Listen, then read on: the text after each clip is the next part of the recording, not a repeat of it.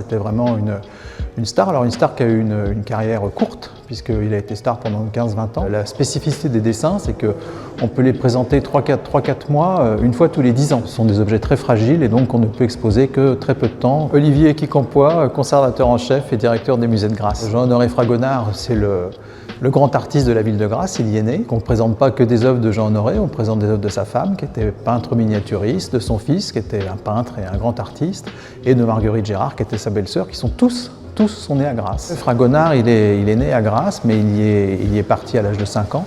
Mais il n'a jamais oublié sa ville natale, puisque ses enfants sont nés à Grasse. Lui-même est revenu à Grasse quand il était un petit peu en perte de vitesse de reconnaissance, dans les années 1790. Il faut venir au musée interstitiel de la parfumerie, parce qu'on propose notre exposition permanente, qu'on renouvelle à peu près tous les ans. On découvre là l'univers du parfum.